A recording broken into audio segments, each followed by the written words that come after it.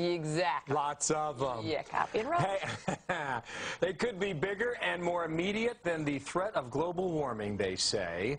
Earth's magnetic field, which acts as our protective shield in space, has a hole in it.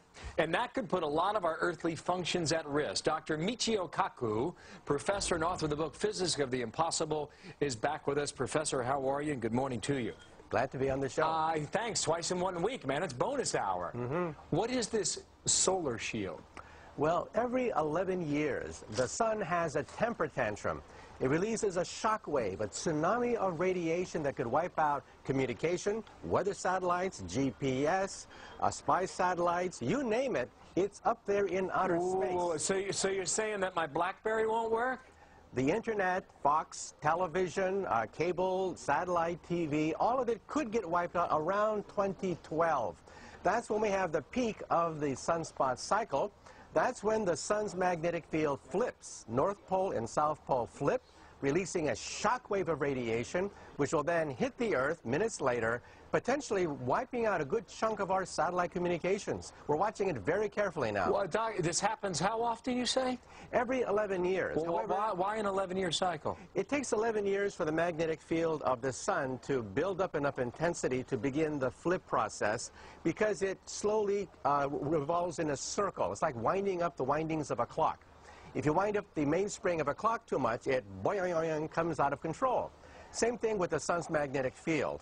It literally flips every 11 years, releasing a shock wave of radiation. And that means we have to start to think about reinforcing our satellites, building redundant systems, because it means that GPS, the power grid, weather satellites, communication satellites, satellite television, all of that could get disrupted, peaking around 2012. So your point is we can't do anything about it in space, but we can do something back here on Earth. That's right. But backup systems, are companies really doing that?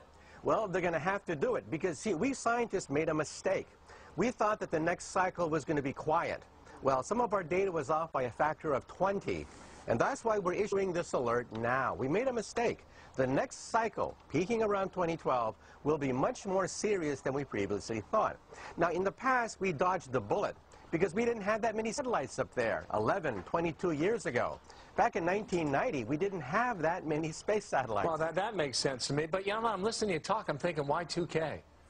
I'm thinking it's just a tactic that put a lot of fear in a lot of people. It may have gotten us ready, but there was really no danger in the end. Well, let's hope that it's a dud. Let's hope that nothing happens.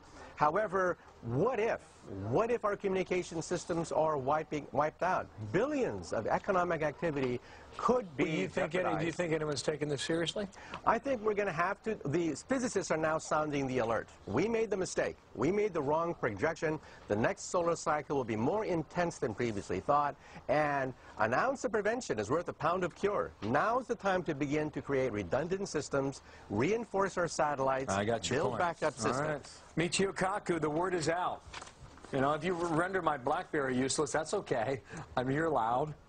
Do that for a while, and we'll bring it back. Okay. Thank you, Doctor. Nice to know.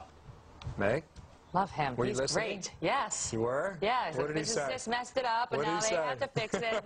And he talked about the Department of Redundancy Department. Right. He talked magnetic fields, polar opposites, you gotta fix sun, it down Earth, here. right? When's it going to happen? 11 years apart. 2012 is the next one. Okay. So the last one was minor. So the scientists are to blame for that because they underestimated the power. And they think this time it could be the big one. I think he is the most understandable physicist I've ever had the pleasure of listening to. Am I wrong? Do you guys love him? I think we should make him a Fox News contributor. I've just decided it.